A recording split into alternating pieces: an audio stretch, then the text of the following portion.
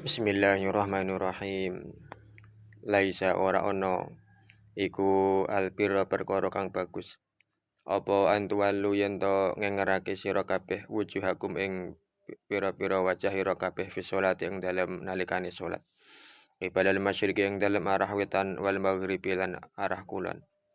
Nazala tumurun apa iki ayat raddan krana nolak alal yahudi ngatasi wong Yahudi wan Nasara lan wong-wong Nasrani. Haitsu za'amu ing dalem sekirane padha nyono sapa al Yahud wan Nasara. Dzalika ing mengkono-mengkono albiru antuwallu. Walakin albira lan tetapi nek kebagusan aidzal birri tegese wong kang anduweni sifat bagus. Wa qur'alan diwaca albir bi fathil ba iklawan fathai ba ail bar tegese wong kang bagus. Iku man wong aman kang padha iman sapa man billahi kelawan Allah wal yaumil lan dina al akhir kang akhir. Wal malaikati lan malaikat wal kitab lan kitab ail kutubi tegese pira-pira kitab. Wa nabi lan pira-pira nabi wa atalan maringake sapa man al mala ing arta. Ala ing atase ma hubbihi tegese sartane demene man lahu maring arta. Dawil kurba ing wong kang anduweni kekerabatan. Al qarabata tegese sanak. Wal yatama lan pira-pira bocah yatim wal masakin lan pira-pira wong miskin. Wa bana sabili lan wong kang dadi anak dalan. Al musafir tegese wong kang lelungan. Wasaili lan pira-pira wong kang padha njaluk atau libina tegese wong kang padha nubrih. Wa fi fakiri qabilan ing dalem merdekake pira-pira budak. Al mukatabina tegese pira-pira budak mukatab. Wal asra lan pira-pira wong kang diboyong utawa ditawan. Wa komalan anjenengake sapa man as-sholata ing salat wa atalan ngwehake sapa man az-zakata ing zakat al mafrudata kang difarduake. Wa mau utawi dawuh qablahu kang tetep ing dalem sadurunge dawuh atas zakah iku fitatawai ing dalem sedekah tatawwu utawa sedekah sunah.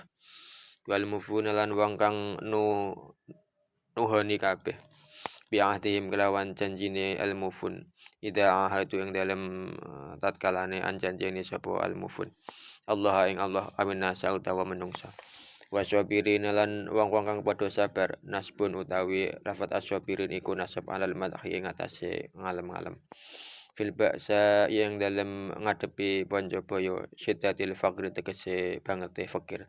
Wadurra ilan kemelaratan al maradi tegese lara.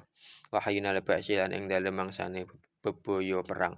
Waqta syiddatil qitali tegese waktu bangete perang. Fisabilillah yang dalam dadalane Allah. Ulaika utawi mengkono-mengkono al mausufuna tegese kang padha disifati bima kelawan perkara itu kira kang wis tentu terapama. Iku alladzina wong akeh sutaku kang padha temen sapa alladzina fi imani ing dalem imane alladzina. Awit ta'il biri utawa oleh ngaku bagus.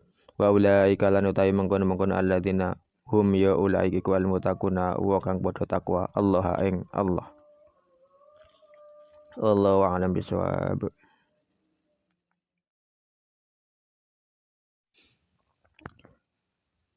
Bismillahirrahmanirrahim. Laisal birra an tuwallu wujuhakum fis sholati qibalal masyriqi wal maghribi. Kebajikan itu bukanlah dengan menghadapkan wajahmu dalam sholat ke arah timur dan barat. Nazala raddan 'alal yahudi wan nasara hina za'amu dzalik. Ayat ini turun untuk menolak anggapan orang-orang Yahudi dan orang-orang Kristen yang menyangka demikian. Jadi orang-orang Yahudi menganggap tidak sah sembahyang kecuali menghadap ke arah barat, yakni ke arah Masjidil Aqsa. Sedangkan orang Nasrani menganggap tidak sah sembahyang kecuali menghadap ke arah timur, yakni tempat terbitnya matahari. Maka di sini Allah Subhanahu wa taala mengabarkan kepada seluruh umat manusia bahwa bukan masalah menghadap ke arah mana yang menjadi pokok kebaikan yang dikehendaki. Karena jika kebaikan itu hanya sembahyang dengan menghadap ke arah timur atau barat tanpa disertai dengan keikhlasan dan kekhusyukan, hal itu sangatlah mudah sekali untuk dilakukan. Tetapi kebajikan yang hakiki adalah sebagaimana yang akan disebutkan dalam lanjutan ayat ini. Walakinnal birra ay dzal birri. Tetapi kebajikan itu artinya orang yang memiliki kebajikan itu. Wa quri'a bi fathil ba'i ail barra. Ada yang membaca al-barra dengan ba yang di fathah. Jadi walakinnal barra. Maknanya menjadi orang yang melakukan kebajikan. Ini adalah pendapat dari Abu Ubaidah. Man amana billah. Tetapi orang yang memiliki kebajikan itu ialah orang yang beriman kepada Allah. Artinya betul-betul beriman kepada Allah Subhanahu wa taala tanpa menyekutukannya dengan suatu apapun. Tidak seperti kaum Yahudi yang beriman kepada Allah tapi menyekutukan Allah dengan menganggap Nabi Uzair adalah anak Allah. Atau kaum Nasrani yang mereka beriman kepada Allah tapi menyekutukan Allah dengan menganggap Nabi Isa adalah anak Allah. Wal yaumil akhir, dan beriman pada hari akhir. Wal malaikati, dan beriman kepada para malaikat. Wal kitabi al kutubi, dan pada kitab-kitab suci. Wan nabiyina, dan kepada para nabi. Wa atal mala ala ma hubbihi lahu dzawil qurba al qarabah, serta memberikan harta yang dicintainya kepada kaum kerabat atau famili. Jadi orang yang pertama-tama harus kita perhatikan dahulu kesejahteraannya adalah kerabat kita terdekat dahulu. Baru kita memikirkan yang lainnya. Selanjutnya dari lafaz ala hubbihi dapat diambil pelajaran bahwa hendaknya harta yang kita infakkan adalah harta yang kita sudah merasa senang, kita sudah merasa cinta dengan harta tersebut, sehingga kita merasa berat untuk mengeluarkan, kita merasa sayang untuk mengeluarkannya. Bukan harta yang kita pandang remeh. Tentu ini relatif tergantung dari kondisi ekonomi masing-masing orang.